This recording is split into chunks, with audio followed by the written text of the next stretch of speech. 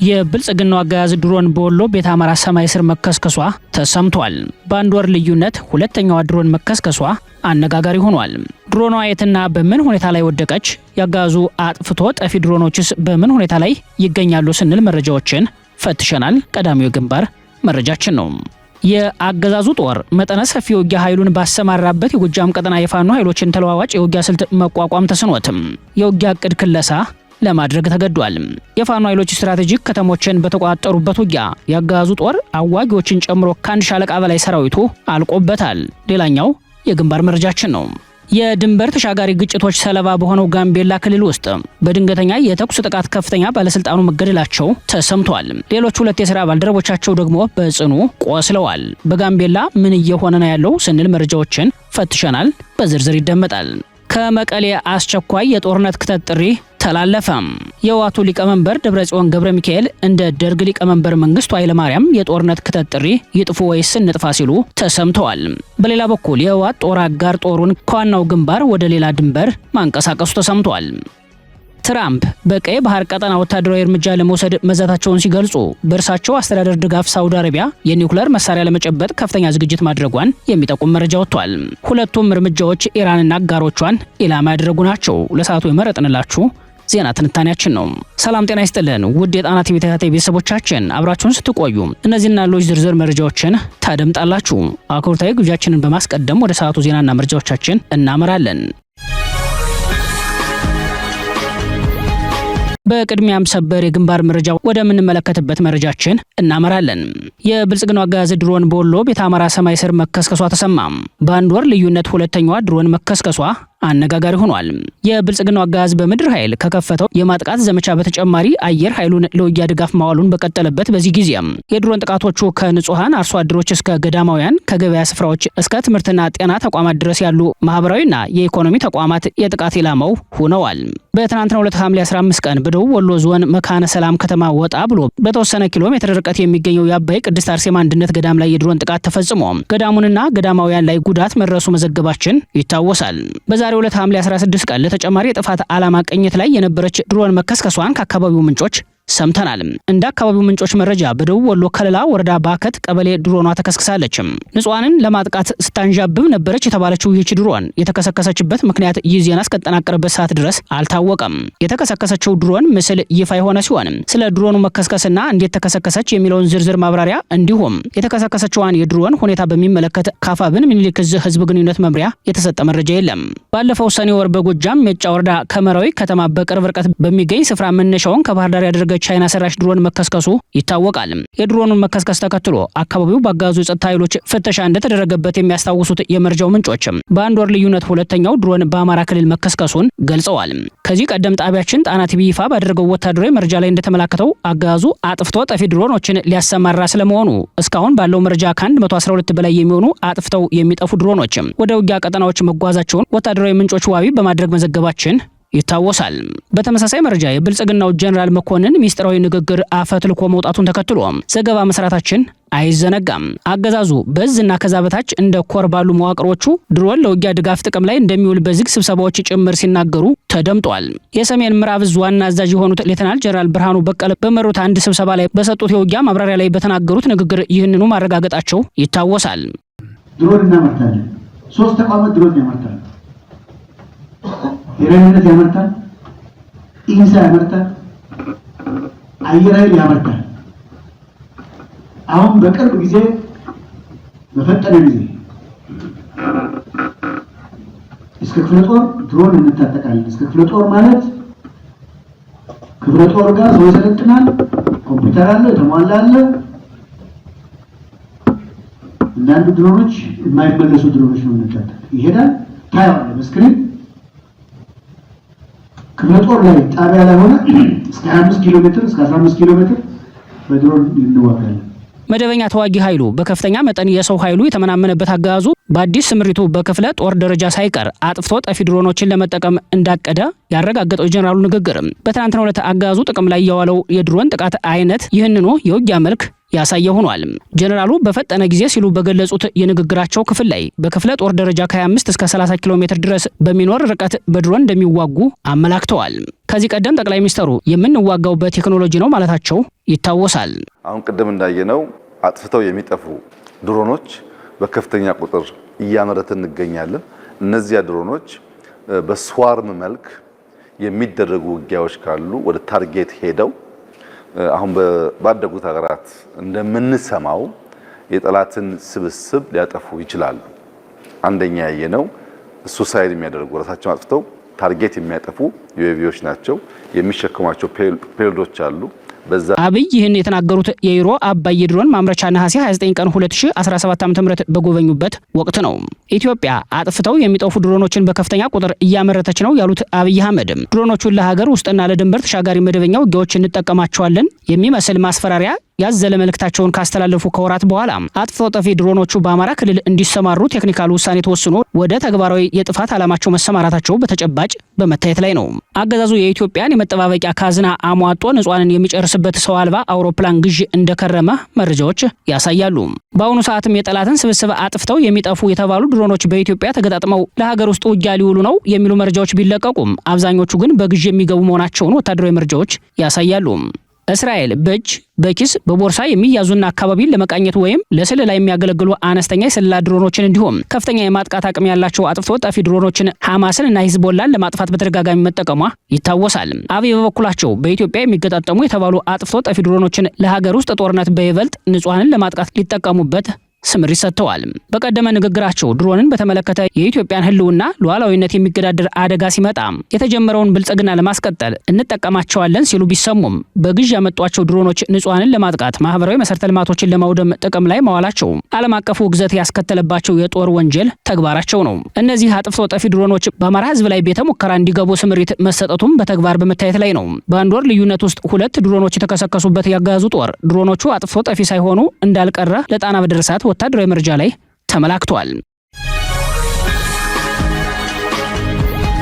የፋኖ ኃይሎች ስትራቴጂክ ከተሞችን ተቆጣጠሩ። ከባድ ሽንፈቶችን በማስተናገድ ላይ የሚገኘው ያገዛዙ ጦር ደግሞ አዋጊዎቹን ጨምሮ ከአንድ ሻለቃ ኃይል በላይ ሰራዊቱ አልቆበታል። ያገዛዙ ጦር መጠነ ሰፊ የውጊያ ኃይሉን ባሰማራበት የጎጃም ቀጠና የፋኖ ኃይሎችን ተለዋዋጭ የውጊያ ስልት መቋቋም ተስኖትም የውጊያ እቅድ ክለሳ ለማድረግ ተገዷል። የፋኖ ምንጮች እንደሚሉት ያገዛዙ ሰራዊት በጦር ሜዳ ከባድ ኪሳራ ማስተናገዱን ቀጥሏል። ከሐምሌ 8 ጀምሮ በ5 አቅጣጫ ከፍተኛ ኃይሉን ወደ ደጋዳሞት እና ጮቄ ያስገባው ያገዛዙ ጦር ክፉኛ ተመቷል። ባጀኔ፣ በገሊላ፣ በዋሸራና በገረገራ ቀጠናዎች በተካሄዱ ከባድ አውደ ውጊያዎች ያገዛዙ አዋጊዎችን ጨምሮ ከአንድ ሻለቃ በላይ ያገዛዙ ኃይል ሲደመሰስ አካባቢዎቹ ሙሉ በሙሉ በፋኖ ኃይሎች ቁጥጥር ስር መዋላቸውን የፋኖ መረጃ ምንጮች ለጣና ዘጋቢ አረጋግጠዋል። በአፋብን ቴዎድሮስ ስር የሚንቀሳቀሱ ክፍለ ጦሮች በተለያዩ ወታደራዊ ቀጠናዎች ባካሄዱት መጠነ ሰፊ የመልሶ ማጥቃት እርምጃ ከፍተኛ ወታደራዊ ድል ቀንቷቸዋል። የፋኖ ኃይሎች የአጀኔ እና የገሊላ ከተሞችን ጨምሮ ተጨማሪ ስትራቴጂክ ከተሞችን ሙሉ በሙሉ በቁጥጥር ስር ሲያውሉ በከተማ የውጊያ ግንባር ከፍተኛ ሽንፈት ያስተናገደው ያገዛዙ ጥምር ጦር ደግሞ ህይወቱን ለማትረፍ ወደ ጎንጅ ቆለላ ከተማ እንደሸሸ ምንጮቹ አክለዋል። ጥምር ጦሩ በጎንጅ ቆለላ ከተሰባሰበ በኋላ በውጊያ ግምገማው ላይ እርስ በርስ መተማመን ባለመቻሉ የእርስ በርሱ ተኩስ መከፈቱ ተሰምቷል። የመረጃው ምንጮች እንደሚሉት በጎንጅ ቆለላ ከተማ በተከፈተው የተኩስ ልውውጥ ቁጥራቸው በውል ያልታወቁ የጥምር ጦሩ አባላት ሙትና ቁስለኛ ሲሆኑ በሌላ አቅጣጫ ባጀኔ፣ ገናላ፣ ጊዮርጊስ፣ ዳባ፣ ዋዳና ዋሸራ አከርካሪው የተሰበረው ኃይል አካባቢውን ለቆ አፈግፍጓል። በተጨማሪም በኮርክ ከተማና ከየጁቤ ተነስቶ በሌሎች አካባቢዎች በፋኖ ኃይሎች እርምጃ እየተወሰደባቸው ለሚገኙ ሌሎች ያገዛዙ ጦር አባላት ድጋፍ ለመስጠት በተንቀሳቀሰው ያገዛዙ ኃይል ላይ በተሰነዘረ ድንገተኛ ማጥቃት ከ50 በላይ ወታደሮች ሙትና ቁስለኛ መሆናቸው በግንባር መረጃው ላይ ተመላክተዋል። ከባድ ጉዳት የደረሰባቸው የአድማ ብተና አባላት ከደብረ ማርቆስ ወደ አዲስ አበባ ጦር ኃይሎች ሆስፒታል መወሰዳቸው በግንባር መረጃው ላይ ተመላክቷል። ከኮርካ አፈግፍጎ ወደ ዋሸራና አካባቢው የሸሸው ያገዛዙ ጦር እንደገና ውጊያ ለመክፈት ተጨማሪ መካናይዝድ ጦር ለውጊያ ድጋፍ አገልግሎትም ለማዋል መጠየቁ ተሰምቷል። ያገዛዙ ጦር በፋኖ የደረሰበትን ከባድ ኪሳራ ለመሸፈን በደጋ ዳሞት፣ ደንበጫ፣ ቋሪት፣ አዲስ ቅዳም፣ በፋግታ፣ በፍኖተ ሰላም፣ በደንበጫ፣ በደብረ ማርቆስና በሞጣ እንዲሁም በሌሎች የጎጃም አካባቢዎች ንጹሃንና የህዝብ መሰረተ ልማት ተቋማትን ኢላማ ያደረጉ በመቶዎች የሚቆጠሩ የመድፍና የቢኤም ከባድ መሳሪያዎች ድብደባ ፈጽሟል።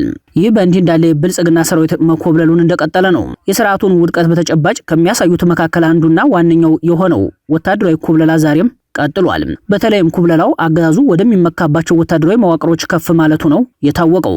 4 የኮማንዶ አባላት ከነሙሉ ትጥቃቸው የአፋብን ሸዋ ጠቅላይ ግዛት አሳምነው እዝ አጼ አምደ ጽዮን ኮር የአጼ ዳዊት ክፍለ ጦርን ተቀላቅለዋል። እንደዚሁ የግንባር መረጃ ያጋዙን ግባተ መሬት መቃረብ ተከትሎ ከመቼውም ጊዜ በላይ ጦረኛው አገዛዝም የሚመካባቸው ወታደሮች ከነሙሉ ትጥቃቸው ንቅናቄውን በመቀላቀል ላይ ናቸው።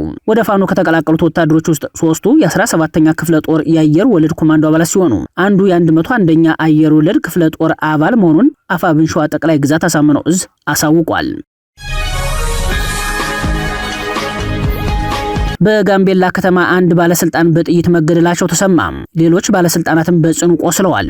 የድንበር ተሻጋሪ ግጭቶች ሰለባ በሆነው ጋምቤላ ክልል ውስጥ በድንገተኛ የተኩስ ጥቃት ከፍተኛ ባለስልጣኑ መገደላቸው ተሰምቷል። ሌሎች 2 የሥራ ባልደረቦቻቸው ደግሞ በጽኑ ቆስለዋል። ከዚህ ጋር ተያይዞ በጋምቤላ ክልል በተለይም ኢንታግ ልዩ ወረዳ ውስጥ አዲስ የደህንነት ቀውስ ተከፍቷል። ታርፓም ከተባለች ከተማ ወደ ወረዳው መቀመጫ ኢንታግ ከተማ በመጓዝ ላይ በነበረ አንድ ተሽከርካሪ ላይ ታጣቂዎች በከፈቱት ድንገተኛ የተኩስ ሩምታ የኢንታግ ልዩ ወረዳ አስተዳደር ከፍተኛ ኃላፊው ወዲያውኑ ሕይወታቸው ማለፉን የአካባቢው ምንጮች ገልጸዋል። እንደ አካባቢው ምንጮች መረጃ በጥቃቱ ወቅት በተሽከርካሪው ውስጥ አብረዋቸው ሲጓዙ የነበሩ ሌሎች 2 የመንግስት ሰራተኞችም ታጣቂዎቹ በከፈቱት ተኩስ የመቁሰል አደጋ የደረሰባቸው ሲሆን ለተሻለ ሕክምና በአስቸኳይ ወደ ክልሉ ከፍተኛ የሕክምና ማዕከል ተወስደዋል። በጥቃቱ የተገደሉትን የኃላፊውን ስምና የጥቃቱን ፈጻሚዎች ማንነት እንዲሁም ከተደበቁበት ጫካ ሆነው ይህንን የደፈጣ ጥቃት ያደረሱትን ታጣቂዎች ማንነት ለጊዜው በውል ማወቅ እንዳልተቻለ ምንጮች ገልጸዋል። እንዲያም ሆኖ ክስተቱ በክልሉ የኃላፊነት ቦታ ላይ ያሉ ሲቪል መዋቅሮች ለከፍተኛ አደጋ መጋለጣቸውን በግልጽ ያሳየ ሆኗል የተባለው ባለፈው ግንቦት ወር በክልሉ ፕሬዝዳንት ላይ የግድያ ሙከራ መደረጉ ይታወሳል። በተመሳሳይ ጥቃት በጋምቤላ ከተማ በአየር ማረፊያው በተካሄደ የተኩስ ልውውጥ በርካታ የመንግስት ኃይሎች በታጣቂዎች መገደላቸው አይዘነጋም። በሌላ በኩል የጋምቤላ ክልል ኢንታግ ልዩ ወረዳ በተለያዩ ወቅቶች በሚከሰቱ ብሔረሰብ ተኮር ግጭቶች፣ የደፈጣ ጥቃቶችና አለመረጋጋቶች ምክንያት ለበርካታ ንጹሃን ዜጎች ህይወት ማለፍና መጠነ ሰፊ የንብረት ውድመት ምክንያት እየሆነ እንደሚገኝ ይታወቃል። መንግስታዊ የኢትዮጵያ ሰብአዊ መብት ኮሚሽን ኢሰመኮ ከዚህ ቀደም በአካባቢው ባካሄደው የምርመራ ሪፖርት ባመላከተው መሰረትም በኢንታግ ልዩ ወረዳና በሌሎች የጋምቤላ ክልል አዋሳኝ ቦታዎች በተቀሰቀሱት ግጭቶች በመቶዎች የሚቆጠሩ ንጹሃን ዜጎች ህይወታቸው ማለፉና በርካታ መኖሪያ ቤቶች መውደማቸውን ማረጋገጡ ይታወሳል።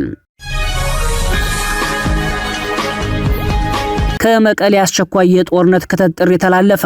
የህወሓቱ ሊቀመንበር ደብረጽዮን ገብረ ሚካኤል እንደ ደርግ ሊቀመንበር መንግስቱ ኃይለማርያም የጦርነት ክተት ጥሪ ይጥፉ ወይስ እንጥፋ ሲሉ ተሰምተዋል። በሌላ በኩል የህወሓት ጦር አጋር ጦሩን ከዋናው ግንባር ወደ ሌላ ድንበር ማንቀሳቀሱ ተሰምቷል። የህወሓት አመራሮች በተለያዩ የትግራይ ከተሞች አስቸኳይ ስብሰባ በማድረግ ላይ ናቸው። ከነዚህ ስብሰባዎች በአንደኛው በመቀሌ ከተማ የክተት ጥሪ ይዘት ያከለው መልእክት መተላለፉ ተሰምቷል።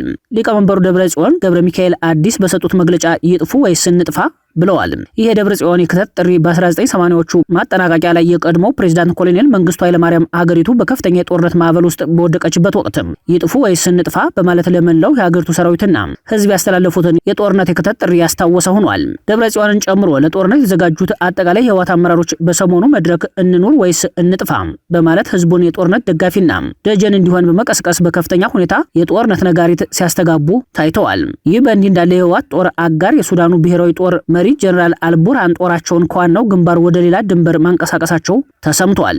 በኢትዮ ሱዳን ድንበር ብሉ ናይል ግዛት ከህወሓት አርሚ 70 ተዋጊዎች ጋር በመጣመር በተለይም በኩርሙክ ግንባር ከፍተኛ ውጊያ ያደረገው የጀነራል አልቡርሃን ጦር በአሁኑ ሰዓት የጦሩን የማጥቃት ዝግጅት በሌላኛው ድንበር እያዛወረ መሆኑን አሳውቋል። ጦር ወሳኛዋን የኩርሙክ ከተማ መቆጣጠሩ ይታወሳል። በቀጠናው ከፍተኛ ወታደራዊ ኪሳራ በማስተናገድ ላይ የሚገኘው የብልጽግና ጦር አጋር የሱዳን ፈጥኖ ድራሽ ኃይልን የድጋፍ ምንጭ ለማድረግ ከፍተኛ ዘመቻ የከፈተው ተፋላሚው የአልቡርሃን ጦር በኢትዮ ሱዳን ድንበር በኩል ለፈጥኖ ድራሹ ጦር የሚሰጠውን ወታደራዊ ድጋፍ ለማቋረጥ ኮሪደሩን ለመዝጋት የሚያደርገው ጥረት እንደቀጠለ ነው። በተመሳሳይ በሌላኛው ድንበር ላይ የሚደረገውን ድጋፍ ለማቋረጥ ከፍተኛ ጦሩን በማንቀሳቀስ ላይ ይገኛል የተባለው የአልቡርሃን ጦር በአሁኑ ሰዓት ከፍተኛ ጦሩን እያንቀሳቀሰ ያለው ወደ ሰሜን ምዕራብ አቅጣጫ መሆኑ በወታደራዊ መረጃው ላይ ተመላክቷል። ጦሩ የተንቀሳቀሰበት ቀጠና ሱዳን፣ ግብጽና ሊቢያ የሚዋሰኑበት የሶስትዮሽ የድንበር መገናኛ ነው። የሊቢያ የጦር አበጋዞች ከሆኑት መካከል በጀነራል ካሊፍ ሀፍታር የሚመራው ጦር ድንበር አቋርጦ በመግባት ለጀነራል መሐመድ ሐምዳን ዳገሎ ጦር ድጋፍ እየሰጠ በመሆኑ የአልቡርሃን ጦር ወደዚሁ አቅጣጫ በመንቀሳቀስ የድጋፍና የአቅርቦት መስመሩን በሙሉ ለመዝጋት ማቀዱን ሱዳን ትሪቢዩን ዘግቧል። እንደ ዘገባው የአልቡርሃን ጦር ወደ ሰሃራ ድንበር ግዙፍ ወታደራዊ ማጠናከሪያ ልኳል። በሰሃራ በረሃ የሚገኘው ሱዳንን ከሊቢያና ከግብጽ ጋር የሚያገናኘው ድንበር ከፍተኛ ስትራቴጂካዊ ጠቀሜታ ያለው ቦታ ሲሆን ቦታው ከዳገሎ ጦር ጠንካራ ይዞታ ከሚባለው የሱዳን ምዕራብ ሰሜናዊ ዳርፉር ግዛት ጋር ይገናኛል። በብልጽግና የጦርነት ፖሊሲ ኑሮው የጎበጠው የኢትዮጵያን ሕዝብ አሁናዊ አኗኗር ከብዙ በጥቂቱ የሚጠቁም መረጃ በመንግስታዊ ተቋም በኩል ተጠንቶ ይፋ ተደረገ። ጥናቱ 60 በመቶ የኢትዮጵያ ሕዝብ በአንድ ክፍል እንደሚኖር ማረጋገጡን ተከትሎ ጉዳዩ ከብዙ አቅጣጫ እያነጋገረ ይገኛል። መንግስታዊ ተቋም ይፋ ባደረገው መረጃ መሰረት በኢትዮጵያ 60 በመቶ ሕዝብ በአንድ ክፍል ቤት ውስጥ ይኖራል። የፌዴራል ስታቲስቲክስ አገልግሎት ከአውሮፓውያኑ 2024 እስከ 2025 ያካሄደው ጥናት እንደሚያሳየው ኢትዮጵያውያን እጅግ በከፋ ጥልቀት ድህነት ውስጥ እየኖሩ እንደሆነ ነው። የመኖሪያ ቤቶች መጨናነቅ በተለይ በከተሞች አካባቢ እንዲባባስ ካደረጉት ምክንያቶች አንዱ ከገጠር ወደ ከተማ የሚደረገው ያልተቋረጠ ፍልሰት መሆኑ በጥናቱ ላይ ተመላክቷል። በተጠቀሰው ጊዜ ውስጥ በጥናቱ 31 በመቶ የሴቶችና 24 በመቶ የወንዶች ፍልሰት ተመዝግቧል። የተሻለ የሥራ ዕድል፣ ትምህርትና የመሰረተ ልማት አቅርቦትን ፍለጋ የሚደረገው ፍልሰት በከተሞች ላይ የመኖሪያ ቤት አቅርቦት ላይ ከፍተኛ ጫና በመፍጠሩ በባለ ሁለት ክፍል ቤቶች የሚኖሩ ዜጎች ድርሻ 31 በመቶ መድረሱን ሪፖርቱ አመላክቷል። ይህም በብልጽግና ማቆሚያ ባጣ ጦርነት ኑሮ የጎበጠው የኢትዮጵያ ሕዝብ የገጠመውን ሌላኛው አስከፊ ማህበራዊ ቀውስ ገጽታ በከፊል ያመላክተው ሆኗል።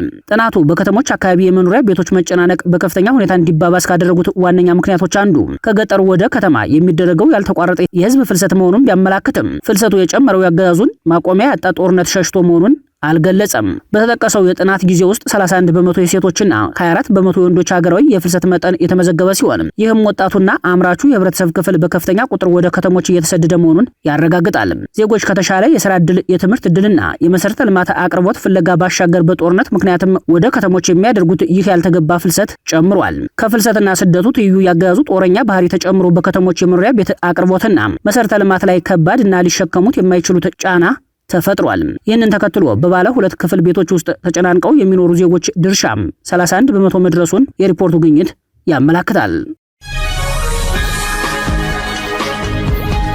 ትራምፕ በቀይ ባህር ቀጠና ወታደራዊ እርምጃ ለመውሰድ መዘጋጀታቸውን ገለጹ። በሌላ በኩል በትራምፕ ድጋፍ ሳውዲ አረቢያ የኒውክሌር መሳሪያ ለመጨበጥ ከፍተኛ ዝግጅት ማድረጓን የሚጠቁም መረጃ ወጥቷል። የአሜሪካው ፕሬዝዳንት ዶናልድ ትራምፕ በቀይ ባህር መስመር ላይ ወታደራዊ እርምጃ ለመውሰድ ዝግጁ መሆናቸውን ገለጹ። ትራምፕ በዋይት ሀውስ የሊባኖስን ፕሬዝዳንት ጆሴፍ አውንን በተቀበሉ ጊዜ የየመኑ ሁቲ ታጣቂዎች በሳውዲ አረቢያ መርከቦችና የነዳጅ ምርቶች ላይ የባህር ማዕቀብ ከጣሉ አሜሪካ በቀይ ባህር ላይ እርምጃዎችን ትወስዳለች ማለታቸውን ዘ ኒውዮርክ ታይምስ ዘግቧል። ፕሬዝዳንቱ በሰጡት መግለጫ እስካሁን ማዕቀቡ አልተጣለም፣ ሊከሰት ግን ይችላል፣ ነገር ግን እኛ የሚጠበቅብንን ነገር በሙሉ እናደርጋለን በማለት ታጣቂዎቹን አስጠንቅቀዋል። የሁቲ ታጣቂዎች ሰኞ ዕለት በወንጀለኛው የሳውዲ ጠላት ላይ አይን ስለ አይን በሚል መርህ የአስቸኳይ ጊዜ የባህር ማዕቀብ ጥለናል ብለው ማወጃቸው ይታወሳል። ይህ እርምጃ ቀደም ሲል እንደ አውሮፓ አቆጣጠር በግንቦት 2025 በኦማን አጋዥነት በአሜሪካና በሁቲዎች መካከል ተደርሶ የነበረውን የተኩስ አቁም ስምምነት ሙሉ በሙሉ አደጋ ላይ የጣለ ነው። በሁቲዎች በኩል የተሰነዘረው አዲስ ማስጠንቀቂያ የጀመረው በቁጥጥር ስራቸው በሚገኘው የሰሜን የመን ሰና አውሮፕላን ማረፊያ ላይ የተሰነዘረውን የቦምብ ጥቃት ተከትሎ ነው። በጥቃቱ ሳውዲ የምትደግፈውና በዓለም አቀፍ ደረጃ እውቅና ያለው የደቡብ የመን መንግስት ኃላፊነቱን የወሰደ ቢሆንም ሁቲዎች ግን ያስተዳደሩን የጀርባ ደጋፊ ሳውዲ አረቢያን በቀጥታ ተጠያቂ በማድረግ በአባ በሚገኘው የሳውዲ አውሮፕላን ማረፊያ ላይ ያጸፋ ሚሳኤል ተኩሰዋል።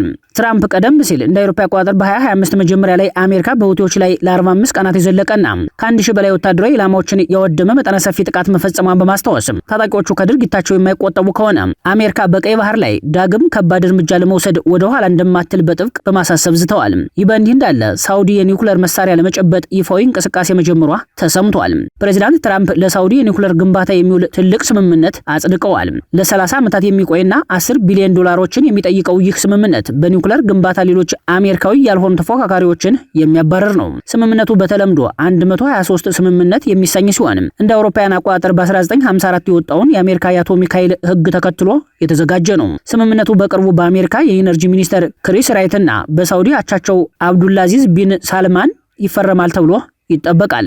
ስምምነቱ አሜሪካ ቀደም ሲል በጥብቅ ተከተላቸው የነበሩትን ኒውክሌርን ከሲቪል ፕሮግራሞች የማስቀጠል ህጎች የላሉበት ሲሆን ይህም ሳውዲ የኒውክሌር መሳሪያ ለመጨበጥ በር ይከፍትላት እንደሆነ ጥያቄ አስነስቷል። ሳውዲ በሲቪል የኒውክሌር ፕሮግራሟ የምታብላለው ዩራኒየም መጠንና የጥራት ደረጃ ለሳውዲ የሚተውና ዓለም አቀፉ የአቶሚክ ኤነርጂ ኤጀንሲ ሊታዘበው የማይችለው መደረጉ ነው ሪያድ በረጅም ጊዜ መሳሪያው ባለቤት ለመሆን በር ከፍቶላታል ያስባለው። ዋሽንግተን በዚህ ስምምነት ለሌሎች የመካከለኛው ምስራቅ አገራት ለዘመናት ከልክለው የነበረን መመሪያ ለሳውዲ ፈቅዳለች።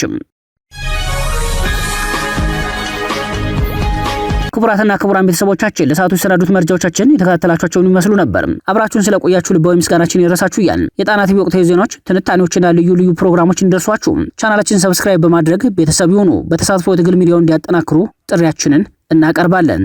ጣና ቲቪ ከሀቅ ጋር